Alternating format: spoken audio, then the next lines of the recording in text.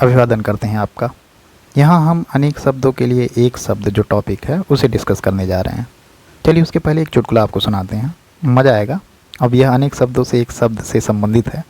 तो उसमें क्या होता है कि एक इंटरव्यू चल रहा होता है और कहा जाता है कि जो सबसे कम शब्दों में अंदर आने की अनुमति मांग लेगा उसे जो है इंटरव्यू बोर्ड पास कर देगा और उसे नौकरी मिल जाएगी। तो ऐसे में सारी लैंग्वेज वाले आते हैं, इंग्लिश वाले आके कहते हैं मे आई कम इन सर, और हिंदी वाले कहते हैं क्या मैं अंदर आ सकता हूँ। तो इसी में एक भोजपुरी का भी आदमी होता है। भोजपुरी वो थोड़ा सा सर अंदर झुकाता है गेट से और कहता है आई का, बस 2 ही शब्दों में काम हो गया। तो अपनी जो कम शब्दों में कहने की बात को कहने की एक कला होती है, उसी से संबंधित यह टॉपिक भी है। चलिए स्टार्ट करते हैं। अब सीधा प्रश्नों पे आएंगे जो प्रीवियस ईयर में आया हुआ प्रश्न है। यहाँ प्रश्न कह रहा है कि जिसका उत्तर देकर खंडन किया गया हो, इस वाक्यांश के लिए एक शब्द है। तो इसके लिए जिसका उत्तर देकर के खंडन किया गया हो, उसके लिए एक ऑप्शन सही है प्रत्युक्त। ऑप्शन नंबर ए सही है, जिसका उत्तर देकर खंडन किया गया हो। यहाँ व्याख्या में बताया गया है कि जिसका उत्तर देकर खंडन किया गया हो, इस वाक्यांश के लिए एक प्रत्युक्त है, शब्द प्रत्युक्त है सही। किसी को कही या लिखी हुई बात अपनी बुद्धि से प्रसंगानुकूल अर्थ लगाना या स्थिर करना, वाक्य के लिए एक शब्द होता है विवृत्ति। उत्तर मिलने पर दिया हुआ उत्तर वाक्यांश के लिए एक शब्द होता है प्रत्युत्तर, और पुनः उच्चारण के लिए एक शब्द होता है प्रत्युच्चार। ठीक है, जिसका पुनः उच्चारण किया जा रहा है। तो इस प्रकार से आप देखेंगे जिसका उत्तर देकर खंडन किया गया है उसके लिए प्रत्युक्त शब्द यूज किया जाएगा। नेक्स्ट प्रश्न देखेंगे। नेक्स्ट प्रश्न कह रहा है यहाँ पर उत्तर देकर खंडन करना, इसका भी उत्तर प्रत्युक्त ही होगा। अभी हमने ऊपर ही देख लिया इसको। प्रश्न कह रहा है कि अज का अर्थ नहीं है। अज का क्या अर्थ नहीं है? तो मोती जो है अज का अर्थ नहीं है। बाकी जिसका जन्म ना हुआ हो उसे कहते हैं अज। दशरथ के पिता को अज कहते हैं, ब्रह्मा विष्णु और शिव को भी अज कहते हैं। 2021 में पूछा गया प्रश्न है। नेक्स्ट प्रश्न कह रहा है कि जो स्त्री सूर्य भी ना देख सके, जो स्त्री सूर्य भी ना देख सके उसे क्या कहेंगे? असूर्यम पश्या। जो स्त्री सूर्य भी ना देख सके, असूर्यम पश्या। असूर्यम पश्या, जो स्त्री सूर्य भी ना देख सके। 2018 में पूछा गया प्रश्न है। यह बताया जा रहा है कि असूर्यम पश्या या असूर्य पश्या, यह दोनों शब्द जो स्त्री सूर्य ना देख सके इसके लिए प्रयोग किया जाएगा। जो पर्दा में रहती थी वह स्त्री सूर्य नहीं देख पाती थी, उन्हीं के लिए प्रयोग किया गया है। फिर से वही पूछा जा रहा है कि इनमें से एक के लिए प्रयोज्य शब्द असूर्य पश्या है, तो किसके लिए है? तो ऑप्शन नंबर डी सही है, रनिवास में कड़े पर्दे में रहने वाली स्त्री। ठीक है, रनिवास में कड़े पर्दे में रहने वाली स्त्री, क्योंकि वह सूर्य नहीं देख पाती थी। तो यहाँ बताया गया है सही व्याख्या जो है स्पेशल और भी जो व्याख्या दिया गया है उसे मैं पढ़ दे रहा हूँ। कह रहा है कि वह स्थान जहाँ सूर्य दिखाई ना दे, ऐसा नहीं है। सूर्य वह देख नहीं पा रही, वहाँ सूर्य तो है क्योंकि पर्दा में रह रही है, तो वहाँ से सूर्य दिख तो रहा है लेकिन वह नहीं देख पा रही है केवल स्त्री। वह स्थान जहाँ सूर्य का प्रखर प्रकाश बड़ा कष्टकारी होता है, ऐसा नहीं है। इस वजह से थोड़ी कि सूर्य बहुत तेज़ से पड़ रहा है, रेगिस्तानी एरिया है इसलिए नहीं सूर्य देख रही है, ऐसा नहीं है। पर्दा प्रथा की वजह से नहीं देख रही है। तो नेक्स्ट प्रश्न देखते हैं, अज्ञ का अर्थ क्या होता है? अज्ञ का अर्थ होता है जो कुछ भी नहीं जानता हो उसे कहते हैं अज्ञ। जो कुछ भी नहीं जानता हो उसे कहते हैं अज्ञ। जो कुछ भी नहीं जानता हो उसे क्या कहते हैं? अज्ञ। यहाँ पर देखिएगा, जो कुछ भी नहीं जानता उसे कहते हैं अज्ञ। जो कुछ जानता हो उसे कहते हैं, जो सब कुछ जानता हो उसे कहते हैं सर्वज्ञ। जो सब कुछ जानता हो वह सर्वज्ञ, और जो बहुत थोड़ा जानता हो उसे अल्पज्ञ कहते हैं। जो बहुत थोड़ा जानता हो उसे अल्पज्ञ कहते हैं। ध्यान से देखिएगा इन सबको, क्योंकि इन्हीं से प्रश्न बार बार रिपीट होके आ रहे हैं, आपको पता ही होगा। प्रश्न कर रहा है कि वह कवि जो तत्काल कविता करे, ठीक है, तुरंत कविता कर दे, उसको आंसू कवि कहते हैं। ऑप्शन नंबर डी सही है। ठीक है, जो तत्काल कविता करे उसे आंसू कवि कहते हैं। यहाँ बताया भी जा रहा है कि वह कवि जो तत्काल कविता करे उसके लिए एक शब्द आंसू कवि होता है। ठीक है, जो तत्काल कविता करे उसके लिए एक शब्द आंसू कवि होता है। महान या श्रेष्ठ कवि को महाकवि कहते हैं। महाकवि किसको कहते हैं? जो महान या श्रेष्ठ कवि होता है। प्रश्न कह रहा है जिसकी आशा ना की गई हो, जिसकी आशा ना की गई हो वह होता है अप्रत्याशित। लोग बोलते हैं ना क्रिकेट में अप्रत्याशित जीत मिल गई, तो जिसकी आशा ना की गई हो उसके लिए अप्रत्याशित शब्द का प्रयोग किया जाता है। बताया जा रहा है कि जिसकी आशा ना की गई हो उसके लिए अप्रत्याशित। आशा से बहुत अधिक, बहुत ज़्यादा आशा वाला काम कर दिए, आशा से परे कोई काम कर दिया तो उसके लिए आशातीत होता है। क्या आशा से बहुत अधिक कोई काम कर दोगे तो आशातीत कहेंगे उसे। और आशा में बधा हुआ, उसके लिए एक शब्द है आशान्वित। ठीक है, लोग बोलते हैं ना कि हम आशान्वित थे, आप जरूर आएंगे, यानी उनको आशा थी, उसके लिए शब्द होता है आशान्वित। और की गई आशा के लिए एक शब्द प्रत्याशा होता है। की गई आशा के लिए एक शब्द प्रत्याशा होता है। की गई आशा के लिए एक शब्द होता है प्रत्याशा। यहाँ कह रहा है कि जिसकी आशा ना की गई हो, अभी हमने ऊपर ही देख लिया, जिसकी आशा ना की गई हो क्या है, अप्रत्याशित होता है। यह कई बार पूछा गया प्रश्न है, ध्यान से देखिएगा, प्रीवियस ईयर के प्रश्न बहुत ही महत्वपूर्ण होते हैं। बिना पलक झपकाए, बिना पलक झपकाए के लिए होता है निर्निमेष। ऑप्शन नंबर डी सही है। बिना पलक झपकाए के लिए एक शब्द है निर्निमेष। यहाँ वही चीज़ बताया गया है कि बिना पलक झपकाए के लिए एक शब्द निर्निमेष होगा। अपलक या एक टक का प्रयोग भी इसी संदर्भ में होता है। ठीक है, अपलक या एक टक बिना पलक झपकाए के संदर्भ में भी प्रयोग किया जा सकता है, लेकिन अगर निर्निमेष दिया गया है तो निर्निमेष सबसे उपयुक्त है। प्रश्न कह रहा है कि उत्तराधिकार में प्राप्त संपत्ति, उत्तराधिकार में प्राप्त संपत्ति क्या होता है? धरोहर होता है या उत्तराधिकृत होता है, या यहाँ पर रिक्त दिया है। ठीक है, आप देख नहीं पा रहे होंगे तो मैं लिख दे रहा हूँ, ऐसे लिखा है रिक्त। ठीक है, तो यही सही है, रिक्त ही होता है। उत्तराधिकार में प्राप्त संपत्ति को क्या कहते हैं? रिक्त कहते हैं। उत्तराधिकार में प्राप्त संपत्ति को रिक्त कहते हैं। उत्तराधिकार में प्राप्त संपत्ति को रिक्त कहते हैं। यहाँ एक चीज़ और बताया जा रहा है कि किसी के पास रखी हुई दूसरे की वस्तु, किसी के पास रखी हुई दूसरे की वस्तु, यह होती है धरोहर। धरोहर होती है किसी के पास रखी दूसरे की वस्तु। और जो उत्तराधिकार के लिए उपयुक्त हो उसे कहते हैं उत्तराधिकृत। ठीक है, उत्तराधिकृत किसे कहते हैं? जो उत्तराधिकार के लिए उपयुक्त हो। और किसी व्यक्ति या संस्था से आधिकारिक संपत्ति, उसे कहते हैं परिसंपत्ति। किसी व्यक्ति या संस्था की आधिकारिक संपत्ति वह क्या होती है? परिसंपत्ति होती है। ठीक है, मैं 2 से 3 बार बोल रहा हूँ, आप आराम से इसको आंख बंद करके सुनिएगा, फिर भी इसमें आपको फ़ायदा ही मिलेगा। कह रहा है उत्तराधिकार में प्राप्त संपत्ति के लिए एक शब्द क्या है? अभी हमने देख लिया कि उत्तराधिकार में प्राप्त संपत्ति रिक्त कहलाती है। यह बहुत महत्वपूर्ण है, कई बार पूछा गया है। कह रहा है कि उत्तराधिकार में प्राप्त संपत्ति रिक्त कहलाती है। जो युद्ध स्थिर रहता है, जो युद्ध में स्थिर रहता है, तो जो युद्ध में स्थिर है उसे कहते हैं युधिष्ठिर। जो युद्ध में स्थिर है उसे क्या कहेंगे? युधिष्ठिर कहेंगे। जो युद्ध में स्थिर है उसे युधिष्ठिर कहेंगे। Option number C. देख रहे हैं कितनी बार पूछा गया है प्रीवियस में, बहुत महत्वपूर्ण होता है प्रीवियस ईयर, आप जरूर देख के जाइएगा। कम बोलने वाला क्या होता है? तो कम बोलने वाला होता है मितभाषी। ऑप्शन नंबर ए सही है, कम बोलने वाला मितभाषी है। कम बोलने वाला वाक्यांश के लिए एक शब्द मितभाषी।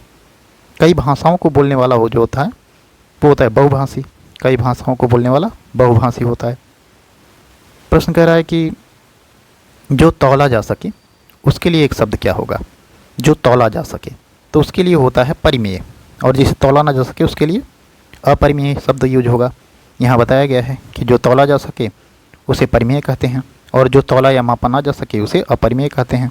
किसी वस्तु की अदला बदली विनिमय कहलाती है। किसी वस्तु की अदला बदली विनिमय कहलाती है। आप अगर इकोनॉमी में देखा होगा कि विनिमय, वस्तु विनिमय होता था, जहाँ एक वस्तु से दूसरी वस्तु का विपणन किया जाता था, खरीदारी की जाती थी, तो वस्तु विनिमय होता है।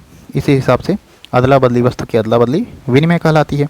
और जो अनुमान करने योग्य हो उसे क्या कहते हैं? अनुमेय कहते हैं। जो अनुमान करने योग्य हो उसे अनुमेय कहते हैं। जो ईश्वर में विश्वास रखता हो, जो ईश्वर में विश्वास रखता हो उसके लिए एक शब्द क्या है? उसके लिए एक शब्द है आस्तिक। ठीक है, जो ईश्वर में विश्वास रखता हो उसके लिए एक शब्द है आस्तिक।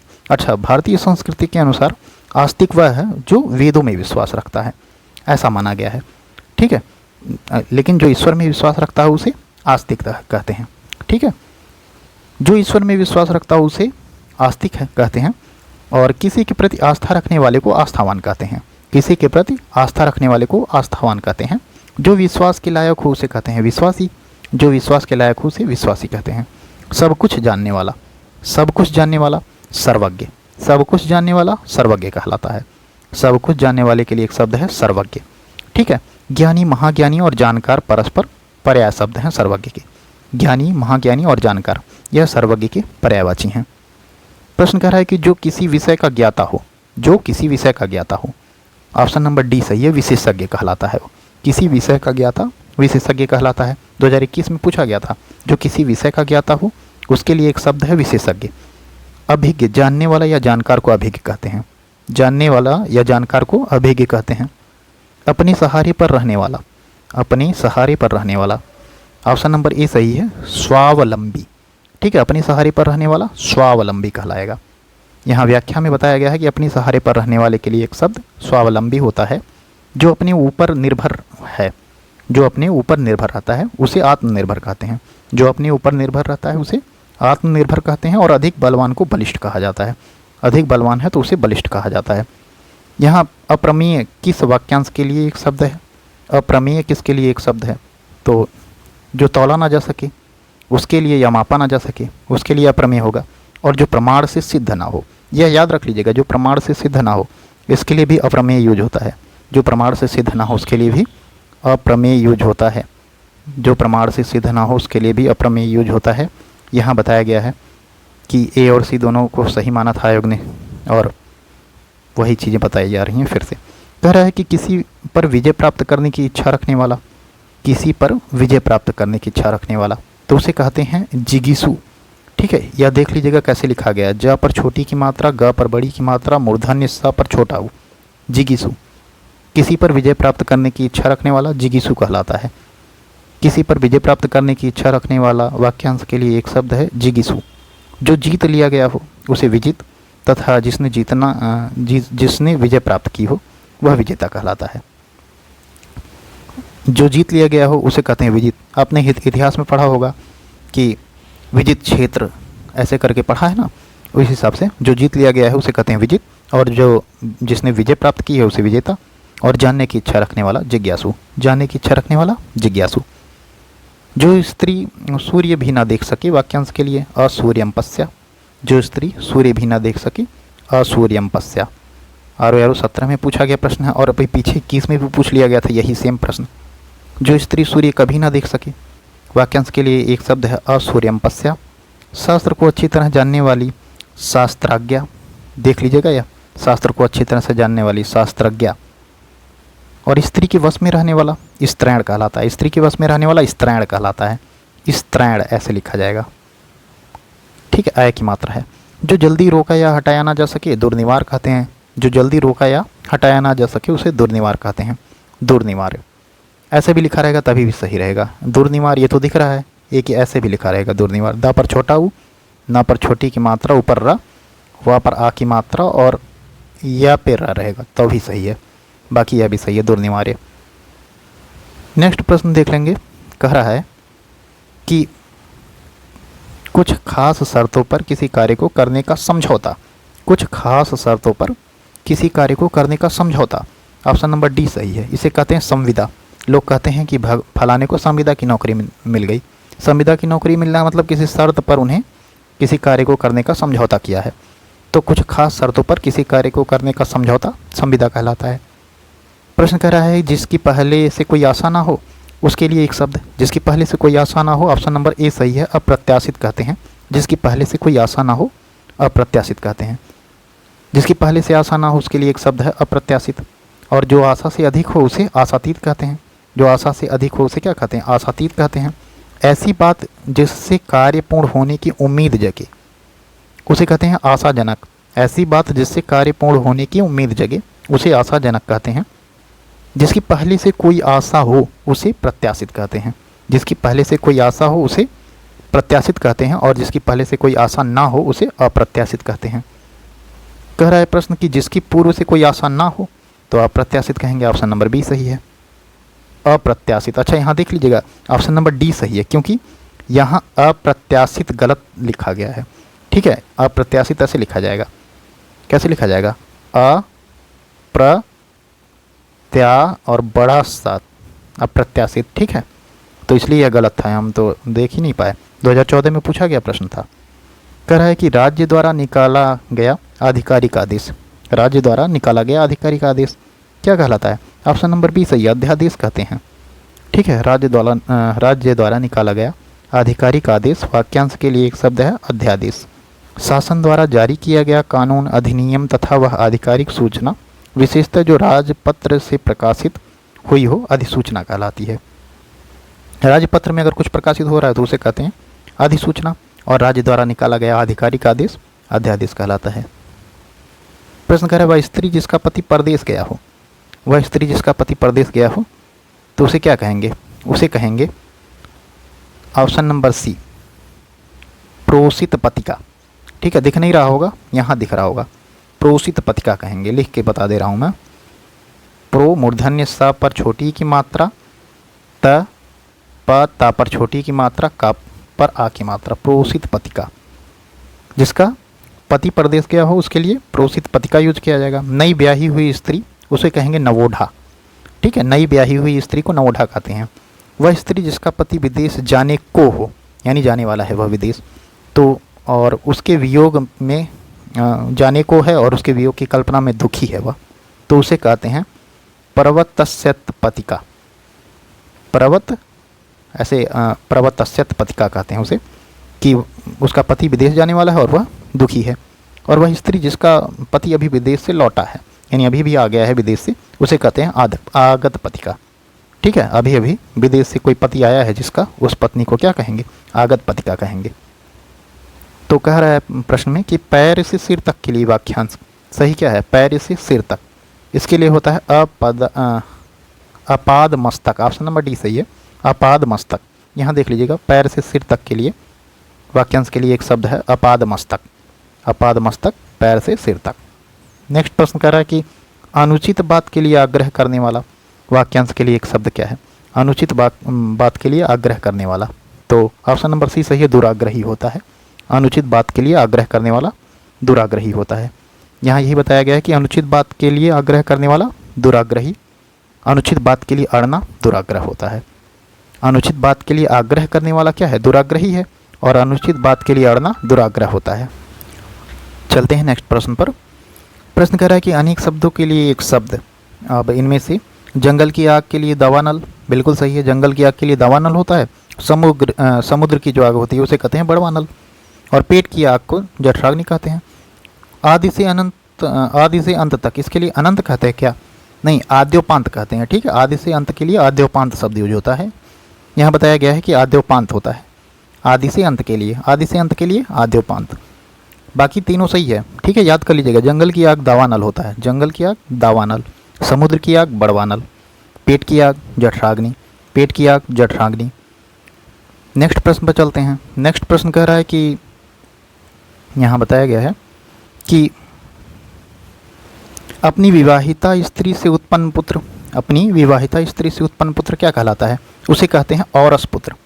ठीक है, अपनी विवाहिता स्त्री से उत्पन्न पुत्र उसे कहते हैं औरस पुत्र। अपनी विवाहिता स्त्री से उत्पन्न पुत्र के लिए शब्द है औरस। वह शिशु या जीव जो खेड़ी में लिपटा हुआ पैदा हो उसे कहते हैं जरायुज। ठीक है, वह शिशु या जीव जो खेड़ी में लिपटा हुआ पैदा हो उसे जरायुज कहते हैं। और विवाहेतर संबंध से जो संतान उत्पन्न होती है उसे कहते हैं जारज या गोद ली गई संतान, जारज या गोद ली गई संतान। नहीं, यहाँ देखिएगा, विवाहेतर संबंध से जो संतान उत्पन्न हो उसे जारज, और गोद ली गई संतान को दत्तक कहते हैं। ठीक है, गोद ली गई संतान को क्या कहते हैं? दत्तक कहते हैं। तो यहाँ देख लीजिएगा, विवाहेतर संबंध से जो उत्पन्न हो रहा है उसे जारज कहेंगे।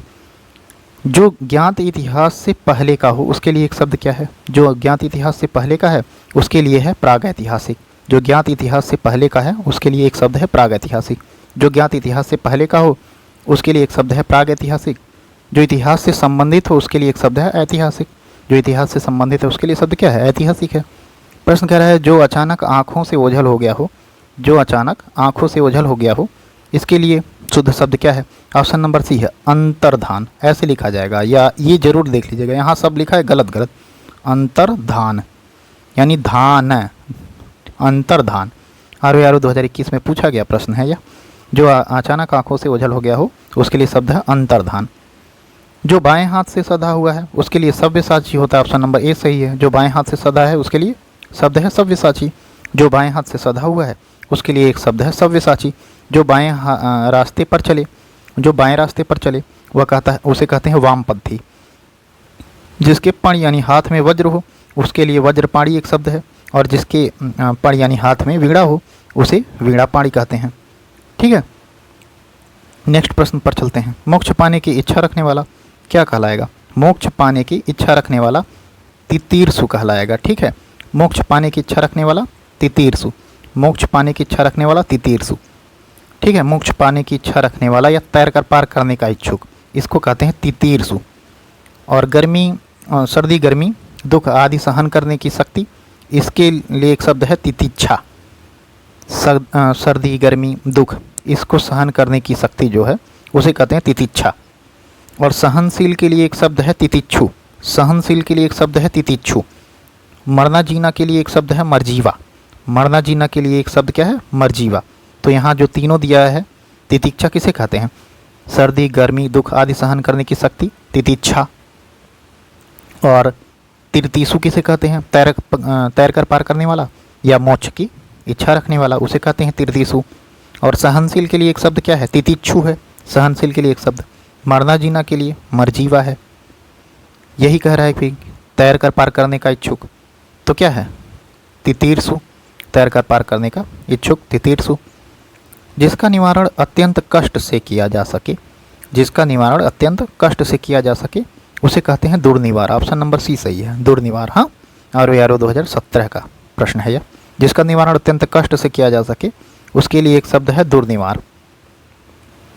कान के नीचे लटकता हुआ कोमल भाग, कान के नीचे लटकता हुआ कोमल भाग जिसमें औरतें बाली वगैरह पहनती हैं ना, वह कहता है, उसे कहते हैं कर्णपाली।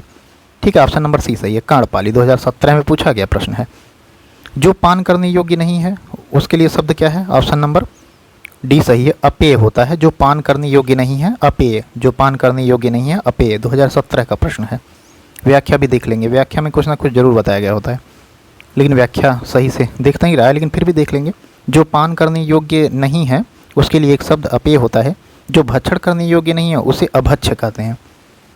और जो बुरा या अहितकर है अपथ्य कहलाता है। बुरा या अहितकर को क्या कहते हैं? अपथ्य कहते हैं। बुरा या अहितकर को अपथ्य कहते हैं। अनेक शब्दों के लिए एक शब्द कौन सा गलत है ऐसा पूछ रहा है। जंगल की आग दावानल सही है। आगे की सोचने वाला अग्रगामी है, अग्रसोची होगा यार, अग्रगामी आगे को जाने वाला होगा, अग्रसोची। ठीक है, अग्रसोची यह सही होगा। बाकी समुद्र की आग को बड़वानल कहते हैं और पेट की आग को जठराग्नि कहते हैं, या तो सही ही है। यहाँ देखो, आगे की सोचने वालों को कहते हैं अग्रसोची, आगे चलने वाले को कहेंगे अग्रगामी। जो बहुत बोलता है उसके लिए एक शब्द, जो बहुत बोलता है उसको क्या बोलेंगे? ऑप्शन नंबर सी वाचाल कहते हैं। जो बहुत बोलता है वाचाल कहलाता है। बताया जा रहा है कि जो बहुत बोलता है वाक्य के लिए एक शब्द वाचाल होता है। जो बोलता हो वाक्य के लिए एक शब्द है वक्ता। जो बोलता हो उसके लिए क्या है शब्द? वक्ता। जो किसी विषय पर बोलता हो उसे कहते हैं प्रवक्ता। और जो खर की तरह तेज हो उसे कहते हैं प्रखर। जो खर की तरह तेज हो उसे प्रखर कहते हैं।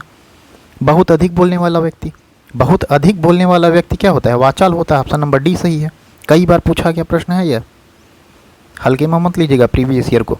जो भेदा या तोड़ा ना जा सके, जो भेदा या तोड़ा ना जा सके क्या होता है? अभेद्य होता है। ऑप्शन नंबर ए सही है। जो भेदा या तोड़ा ना जा सके अभेद्य होता है यह। यहाँ बताया जा रहा है, दिख नहीं रहा है फिर भी मैं पढ़ रहा हूँ। जो भेदा या तोड़ा ना जा सके, वाक्यांश के लिए एक शब्द अभेद्य है। जो कठिनाई से भेदा जाए उसे कहते हैं दुर्भेद्य। ठीक है, जो कठिनाई से भेदा जा सके उसे दुर्भेद्य कहते हैं। जो अनुभव करने योग्य है उसे संवेद्य कहते हैं। और भोग को यहाँ दिख नहीं रहा है लेकिन फिर भी मैं नैवेद्य कहते हैं। हाँ, नैवेद्य भोग मतलब जो भगवान को अर्पित किया जाता है ना, प्रसाद वगैरह भोग लगाया जाता है, उसे नैवेद्य कहते हैं। यहाँ कह रहा है कि जो एक जगह से दूसरी जगह ना ले जाया जा सके, जो एक जगह से दूसरी जगह ना ले जाया जा सके उसे क्या कहेंगे? उसे अस्थावर कहते हैं। ऑप्शन नंबर बी सही है। एक जगह से दूसरी जगह ना ले जाया जा सके उसे कहते हैं अस्थावर। यहाँ बताया जा रहा है कि जो एक जगह से दूसरी जगह ना ले जाया जा सके, एक शब्द उसके लिए है अस्थावर। जहाँ खाना सदैव मुफ्त में दिया जाता है उसके लिए एक शब्द है सदावर्त। सदावर्त किसे कहेंगे? जहाँ खाना सदैव मुफ्त में दिया जाता है, फ्री में खाना मिले। जिसका शत्रु जन्मा ही ना हो, अजात शत्रु। ऑप्शन नंबर सी, कई बार पूछा गया प्रश्न है। अजात शत्रु जिसका शत्रु जन्मा ही ना हो, अजात शत्रु जिसका शत्रु जन्मा ही ना हो। देखिए, जिसका शत्रु जन्मा ही ना हो या जिसको जीतने वाला कोई शत्रु पैदा ना हुआ हो उसके लिए एक शब्द है अजात शत्रु। और जिसका जन्म ही ना हुआ हो, जिसका जन्म ही ना हुआ हो उसे कहते हैं अजन्मा। और जिस पर आक्रमण हो उसके लिए आक्रांत। ठीक है, जिस पर आक्रमण हो उसके लिए आक्रांत, और जो आक्रमण करता है उसको आक्रांता कहते हैं। अब जिसे जीता ना जा सके उसे अजेय कहते हैं। जिसे जीता ना जा सके उसे अजेय कहते हैं। प्रश्न कह रहा है कि जिसका कोई शत्रु पैदा ना हुआ हो, जिसका कोई शत्रु पैदा ही ना हो तो उसे कहते हैं अजात शत्रु, ऑप्शन नंबर ए। जिसे जीता ना जा सके अजेय, ऑप्शन नंबर ए। जिसे जीता ना जा सके अजेय कहलाएगा वो। नेक्स्ट प्रश्न देखेंगे।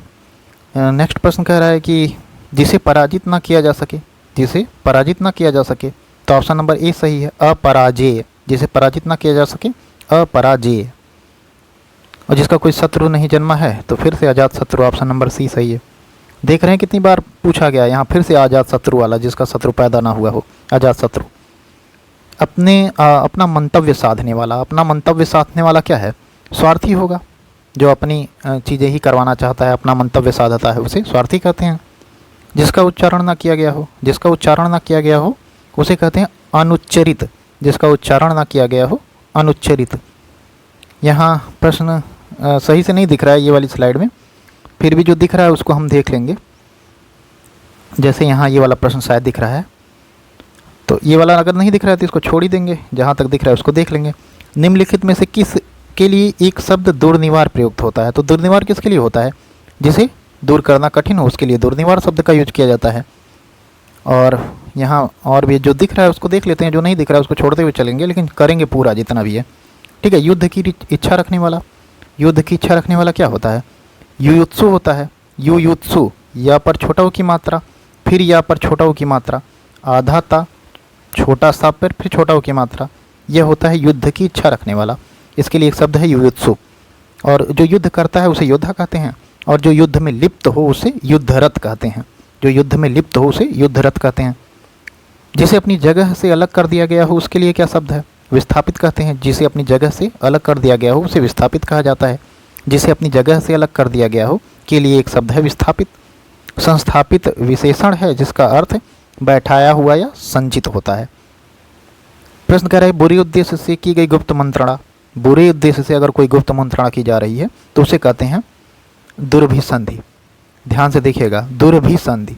द पर छोटा ऊ की मात्रा, र भ पर छोटी ई की मात्रा, और स पे अंग है, और ध पर छोटी ई की मात्रा, यह है दुर्भिसंधि। बुरे उद्देश्य से की गई मंत्रणा। यहाँ बताया गया कि बुरे उद्देश्य से की गई मंत्रणा, गुप्त मंत्रणा जो है उसके लिए एक शब्द दुर्भिसंधि है। किसी को संकट में डालने के लिए बनाई गई योजना अथवा किसी को हानि पहुंचाने के लिए की गई गुप्त कार्यवाही दुर्भियोजन कहलाती है। ठीक है, दुर्भियोजन क्या है? कोई ऐसी योजना जो किसी को संकट में डालने के लिए बनाई जा रही है उसे कहते हैं दुर्भियोजन। और जिसका या जिससे पार पाना कठिन हो, जिससे पार पाना कठिन हो उसे कहते हैं दुरतिक्रम। जिससे पार पाना कठिन हो उसे कहते हैं दुरतिक्रम। और जिसके पार पहुंचना कठिन हो उसे कहते हैं दुरधिगम। दुरधिगम। यहाँ कह रहा है कि सवाल जवाब, बहस, हुज्जत, इसको क्या बोलते हैं? प्रत्युत्तर कहते हैं। ठीक है, सवाल जवाब या बहस हुज्जत, बहुत आसान है ये तो। यहाँ बताया जा रहा है कि सवाल जवाब बहस हुज्जत के लिए एक शब्द जो है वह है प्रत्युत्तर। वह जिसने उत्तर की अपेक्षा ही वह जिसने उत्तर की अपेक्षा की उसे उत्तरापेक्षी कहते हैं। क्या कहते हैं? उत्तरापेक्षी कहते हैं, जिसने उत्तर की अपेक्षा की। और पार उतरने की क्रिया उसे कहते हैं उत्तरण। पार उतरने की क्रिया या भाव उसे कहते हैं उत्तरण। और एक के पीछे एक क्रम को उत्तरोत्तर कहते हैं। एक के पीछे एक क्रम को उत्तरोत्तर कहा जाता है। ठीक है, नेक्स्ट प्रश्न देख लेते हैं। प्रश्न सही से नहीं दिख रहा है तो यहाँ लेकिन बताया गया है कि खोज करने वाला वाक्यांश के लिए एक शब्द है अन्वेषक। तो यहाँ यही पूछा गया है, ऑप्शन नंबर ए अन्वेषक है। खोज के लिए पूछा गया था कि खोज करने वाले के लिए एक शब्द क्या होगा, तो उसे कहेंगे अन्वेषक। और जिसकी उपमा ना हो उसको कहते हैं अनुपम। जिसकी उपमा ना हो उसके लिए एक शब्द क्या है? अनुपम है। निवेश करने वाला निवेशक कहलाता है। निवेश करने वाला क्या कहलाता है? निवेशक कहलाता है। वह कन्या जिसके साथ विवाह का वचन दिया गया है, वह कन्या जिसके साथ विवाह का वचन दिया गया है के लिए एक शब्द क्या होता है? वाग्दत्ता। यह देखिएगा, वा पर आ की मात्रा, आधा ग, द आधा त, पूरा ता पर आ की मात्रा, वाग्दत्ता। वह कन्या जिसके साथ विवाह का वचन दिया गया है। यहाँ बताया गया है वह कन्या जिसके साथ विवाह का वचन दिया गया है के लिए एक शब्द है वाग्दत्ता। कन्या का विवाह कर देने का वचन देने की रस्म को वाग्दान कहा जाता है। वाग्दान क्या है? कन्या का विवाह कर देने की वचन की रस्म को वाग्दान कहते हैं। मौन अथवा वचनबद्ध को वाग्बद्ध कहते हैं। मौन अथवा वचनबद्ध को क्या कहते हैं? वाग्बद्ध कहते हैं। वाक चतुर को वाग्विदग्ध कहते हैं। वाक चतुर को वाग्विदग्ध कहते हैं। प्रश्न कह रहा है कि मदिरा पीने का प्याला के लिए एक शब्द क्या है। मदिरा पीने का प्याला ऑप्शन नंबर डी चषक कहते हैं। देख लीजिएगा, च मूर्धन्य से और का, चषक, मदिरा पीने का प्याला जो होता है ना, कांच का प्याला जो मदिरा जिसमें पिया जाता है उसे चषक कहा जाता है। यहाँ बताया जा रहा है चश्म का अर्थ नेत्र अथवा आँख से होता है। जो स्त्री के वशीभूत है स्त्रैण कहलाता है। ऊपर भी हमने दिखाया हुआ प्रश्न था यह, जो स्त्री के वशीभूत है स्त्रैण कहलाता है। स्त्रैण का अर्थ जनखा, जानना, मेहरा, स्त्रीत्वपूर्ण आदि होता है। मेहरा शब्द ऐसे पुरुष के लिए भी प्रयुक्त किया जाता है जो अपनी स्त्री के वश में हो, अतः स्त्री के वशीभूत के लिए स्त्रैण शब्द उपयुक्त है। त्रियावशी शब्द से भी स्त्री के वशीभूत का अर्थ निर्गत होता है, परंतु यह शब्द त्रियावशी किसी शब्दकोश में नहीं है। नेक्स्ट प्रश्न कह रहा है कि यहाँ जो जोता बोया ना गया हो, जो जोता बोया ना गया हो उसके लिए एक शब्द क्या है, उसे कहते हैं अकृषित। अकृषित कृषि होता है ना, उसी में अ लगाकर अ क्री स मूर्धन्य स पर छोटी की मात्रा और ता, अकृषित। यहाँ बताया गया है जो जोता बोया ना गया हो, वाक्यांश के लिए एक शब्द है अकृषित। जिस जमीन में उत्पन्न करने की शक्ति नहीं है उसे ऊसर कहते हैं। जिस जमीन में उत्पन्न करने की शक्ति नहीं है उसे क्या कहते हैं, ऊसर कहते हैं। सब कुछ खाने वाला, सब कुछ खाने वाले को कहते हैं सर्वाहारी। ठीक है, आपने अगर एनवायरनमेंट पढ़ा होगा तो उसमें देखा होगा कि सर्वाहारी, मांसाहारी, शाकाहारी वो जीव होते हैं। प्राथमिक उत्पाद, द्वितीयक उत्पाद, तृतीयक उत्पाद, ये सब चीज़ें पढ़ी ही होंगी आपने। यहाँ प्रश्न कह रहा है कि सब कुछ खाने वाले के लिए एक शब्द है सर्वाहारी। जो कुछ सब कुछ भक्षण करने वाला है उसके लिए एक शब्द है सर्वभक्षी। जो सब कुछ ग्रहण करता है उसके लिए एक शब्द है सर्वग्राही। वह समारोह जिसमें गुरुकुल के स्नातकों को विद्या अध्ययन कर लेने के उपरांत विदाई दी जाती है। ठीक है, विद्या अध्ययन के बाद जिसको विदाई दी जाती है उसे कहते हैं समावर्तन। ठीक है, वह समारोह जिसमें गुरुकुल के स्नातकों को विद्या अध्ययन कर लेने के उपरांत विदाई दी जाती है उसे कहते हैं समावर्तन। ऑप्शन नंबर डी सही है। यहाँ सेम चीज़ बताया गया कि वह समारोह जिसमें गुरुकुल के स्नातकों को विद्या अध्ययन कर लेने के उपरांत विदाई दी जाती है, इस वाक्यांश के लिए एक शब्द है समावर्तन। ठीक है, प्रतिपदा का उपयुक्त अर्थ क्या है। प्रतिपदा का उपयुक्त अर्थ होता है पक्ष की पहली तिथि। पक्ष की पहली तिथि प्रतिपदा कहलाती है। प्रतिपदा, पक्ष की पहली तिथि को प्रतिपदा कहते हैं। मास के किसी पक्ष की 11वीं तिथि को एकादशी, मास की 30वीं तिथि या शुक्ल पक्ष की 15वीं तिथि को पूर्णिमा कहलाती है। ठीक है, कह रहा है कि कनिष्ठिका और मध्यमा के बीच की उंगली को क्या कहते हैं, तो अनामिका कहलाती है। ऑप्शन नंबर डी सही है। अच्छा, यह देख लीजिएगा अनामिका लिखा कैसे जाता है, अ ना पर आ की मात्रा, माँ पर छोटी ई की मात्रा, का पर आ की मात्रा, अनामिका ऐसे। ठीक है, बाकी सभी अनामिका ही लिखने की कोशिश किया गया है लेकिन गलत लिखा गया है। नेक्स्ट प्रश्न कह रहा है कि जिसके पेट में माँ ने रस्सी बांध दी हो उसे कहते हैं, ठीक है, उसे कहते हैं दामोदर। ठीक है, माँ ने जिसके पेट में रस्सी बांध दी है, जिसके पेट में माँ ने रस्सी बांधी उसे कहते हैं दामोदर। प्रश्न कह रहा है कि पीछे पीछे चलने वाला, पीछे पीछे चलने वाला क्या होगा, अनुचर होगा या अनुगामी होगा। ऑप्शन नंबर ए और डी दोनों सही है। यहाँ बताया जा रहा है कि पीछे पीछे चलने वाला वाक्यांश के लिए एक शब्द अनुगामी या अनुचर। अब दोनों को सही माना हो। यहाँ पर कह रहा है कि जिसकी कोई कीमत ना हो, जिसकी कोई कीमत ना हो। अब बता दूँ, अमूल्य होता है ना, जिसकी कोई कीमत नहीं है वो अमूल्य है। अब यहाँ बताया जा रहा है कि जिसकी कोई कीमत ना हो सके, वाक्यांश के लिए एक शब्द है अमूल्य। जिसका मूल्य बहुत अधिक हो उसके लिए शब्द होता है बहुमूल्य। थोड़ा नापा तुला भोजन करने वाला, ठीक है, थोड़ा नापा तुला भोजन करने वाला मिताहारी होता है। ठीक है, थोड़ा नापा तुला भोजन जो कर रहा है वो मिताहारी होता है। पर कह रहा है कि थोड़ा नापा तुला भोजन करने वाला, वाक्यांश के लिए एक उपयुक्त शब्द मिताहारी है। कम या नापा तुला खर्च करने वाले के लिए मितव्ययी शब्द यूज होता है। मितव्ययी क्या होता है, जो कम खर्च करता है या नापा तुला खर्च करता है उसे मितव्ययी कहते हैं। प्रश्न कह रहा है कि गुरु के समीप रहकर अध्ययन करने वाला, गुरु के समीप रहकर अध्ययन करने वाला क्या कहलाता है, वह कहता है अंतेवासी कहते हैं उसको। कई बार पूछा गया प्रश्न है, अंतेवासी वह है जो गुरु के समीप रह कर के अध्ययन कर रहा है। ठीक है, गुरु के समीप रहकर अध्ययन करने वाले के लिए अंतेवासी। आश्रम में निवास करने वाला आश्रमवासी कहलाता है। जिसके हृदय पर आघात हुआ हो, जिसके हृदय पर आघात हुआ हो उसे कहते हैं मर्माहत। ऑप्शन नंबर बी सही है। जिसके हृदय पर आघात हुआ हो मर्माहत। जिसके हृदय पर आघात हुआ हो वाक्यांश के लिए उपयुक्त शब्द है मर्माहत। जो अपने पद से हटाया गया हो उसके लिए उपयुक्त शब्द है ऑप्शन नंबर डी सही है, पदच्युत। ठीक है, जो अपने पद से हटाया गया है पदच्युत। यहाँ बताया जा रहा है कि जो अपने पद से हटाया गया है एक शब्द उसके लिए है पदच्युत। जिससे किसी वस्तु की स्पृहा ना हो, ठीक है, जिससे किसी वस्तु की स्पृहा ना हो उसके लिए है निःस्पृहा या निःस्पृह। ए और बी दोनों सही है। यहाँ बताया जा रहा है जिसे किसी वस्तु की स्पृहा ना हो के लिए उपयुक्त शब्द निष्पृह होगा। और उत्तर प्रदेश लोक सेवा आयोग ने संशोधित उत्तर पत्रक में निष्पृह अर्थात विकल्प सी को उत्तर के रूप में स्वीकार किया। ठीक है, निष्पृह। अच्छा, निष्पृह या निष्पृह ऐसे इन दोनों, ये दोनों सही है, ए नहीं सही है। हाँ, यहाँ देख लीजिएगा इसको कि जिसे किसी वस्तु की स्पृहा ना हो उसके लिए निष्पृह या निष्पृह होगा ऐसे। ना ये वाला भी सही है और आधा सा के साथ भी सही है, तो आप लोग देख लीजिएगा इसे, ये निष्पृहा नहीं होगा, इसे मैंने गलती से बोल दिया था। ये नेक्स्ट प्रश्न देख लेंगे कि झगड़ा करने वाला मनुष्य के लिए एक शब्द, झगड़ा करने वाले के लिए एक शब्द क्या कहेंगे? झगड़ा करने वाले के लिए एक शब्द कहेंगे नारद। ठीक है, ऑप्शन नंबर डी सही है। झगड़ा करने वाले के लिए मनुष्य के लिए एक शब्द नारद कहलाता है। जबकि रहस्य या भेद बताने वाले को विभीषण कहते हैं। विभीषण किसे कहते हैं? रहस्य या भेद बताने वाले को कहते हैं। और चाल चलने वाले को कहते हैं शकुनी। ठीक है, महल के भीतरी भाग को अंतःपुर कहा जाता है। ऑप्शन नंबर सी सही है। महल के भीतरी भाग को क्या कहते हैं? अंतःपुर कहते हैं। जो छीड़ ना हो सके, जो छीड़ ना हो सके उसे कहते हैं अक्षय। जो छीड़ ना हो सके उसे कहते हैं अक्षय। जो छीड़ ना हो सके या जो क्षय ना हो सके उसे कहते हैं अक्षय। जो मिट ना सके उसे कहते हैं अमिट। जो जिसका अंत ना हो उसे कहते हैं अनंत। जिसका अंत ना हो उसे कहते क्या कहते हैं? अनंत। जिसके सिर पर चंद्र हो, ठीक है, उसे कहते हैं चंद्रशेखर। ऑप्शन नंबर बी सही है। चंद्रशेखर यानी भगवान शिव का पर्यायवाची है चंद्रशेखर। जिसके सिर पर चंद्र हो उसे चंद्रशेखर कहते हैं। जो चक्र धारण करता है उसे कहते हैं चक्रधर। चंद्रमा की वह स्थिति जब उस पर पृथ्वी की छाया पड़ने से कुछ या सारा भाग दिखाई नहीं देता तो उसे कहते हैं चंद्रग्रहण।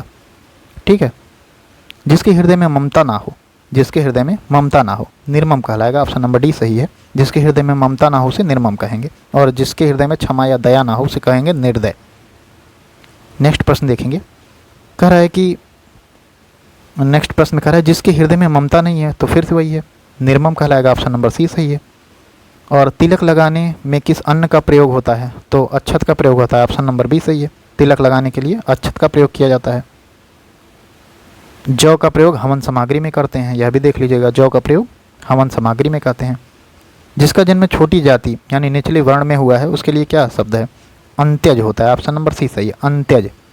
जिसका जन्म छोटी जाति में या निचले वर्ण में हुआ है, जिसका जन्म छोटी जाति निचले वर्ण में हुआ हो उसे अंत्यज कहते हैं। जो अंडे से जन्म लेता है उसे अंडज कहते हैं। चारों वर्णों में ब्राह्मण, क्षत्रिय, वैश्य और शूद्र में जिसे अंतिम स्थान प्राप्त है उसे शूद्र कहा जाता है। जिसे छूना मना हो, जो छूने योग्य ना हो उसे अछूत कहते हैं। अंत्यज किसके लिए सही है? तो अंत्यज है ऑप्शन नंबर डी, निम्न जाति में जन्म लेने वाला अंत्यज कहलाता है। ठीक है, कह रहा है कि जिसका उपचार ना हो सके, जिसका उपचार ना हो सके उसे क्या कहेंगे? ऑप्शन नंबर बी, असाध्य कहते हैं। लोग कहते हैं ना कि इनको असाध्य रोग हो गया है, तो जिसका उपचार ना हो सके उसे असाध्य कहते हैं।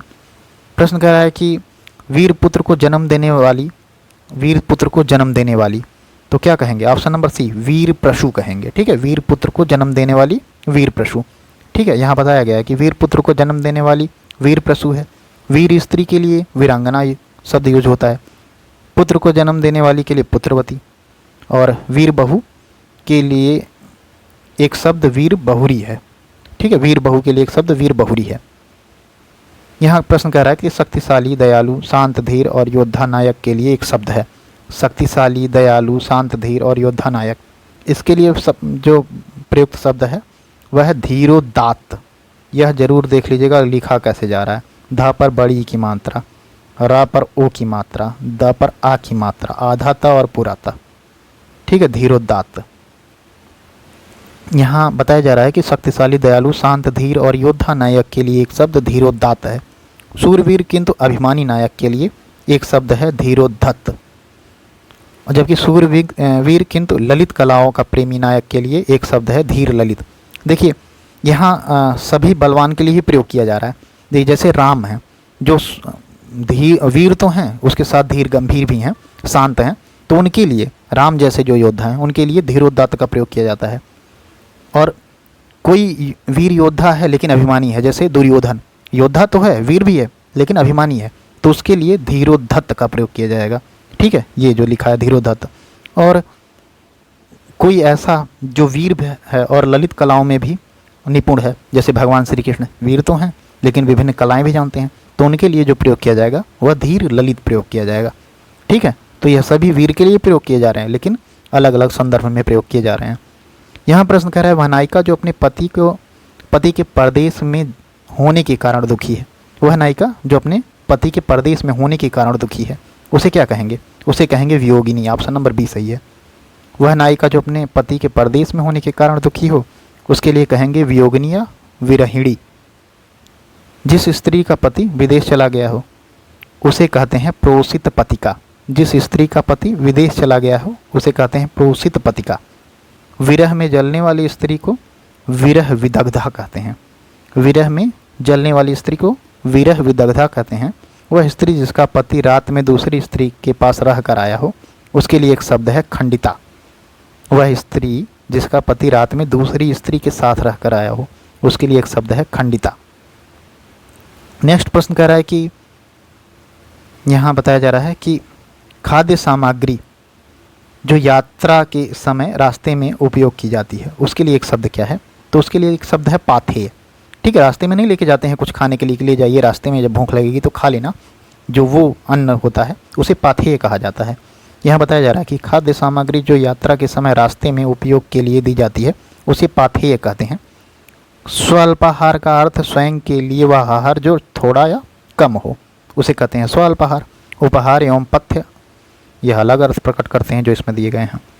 यहाँ बताया जा रहा है आधी रात का समय। आधी रात का समय क्या होता है? निशीथ होता है। ठीक है, निशीथ, ना पर छोटी की मात्रा, बड़ा सा पर बड़ी ई की मात्रा और था, निशीथ, इसे कहते हैं आधी रात का समय। ठीक है, सरवरी, विभावरी और निशा जो हैं यह रात की पर्यायवाची हैं, इसे भी याद कर लीजिएगा, सरवरी, विभावरी और निशा। जिसके पास कुछ भी ना हो, वाक्यांश के लिए एक शब्द क्या है? तो ऑप्शन नंबर ए सही है, अकिंचन। जिसके पास कुछ ना हो, अकिंचन। जिसके पास कुछ ना हो एक शब्द होता है अकिंचन। किंचित का अर्थ कुछ अथवा थोड़ा होता है, जबकि आकुंचन का अर्थ सिमटना होता है। अलभ्य उसे कहते हैं जिसे प्राप्त ना किया जा सके। अलभ्य उसे कहते हैं जिसे प्राप्त ना किया जा सके। जिसके पास कुछ ना हो उसके लिए उपयुक्त शब्द क्या है?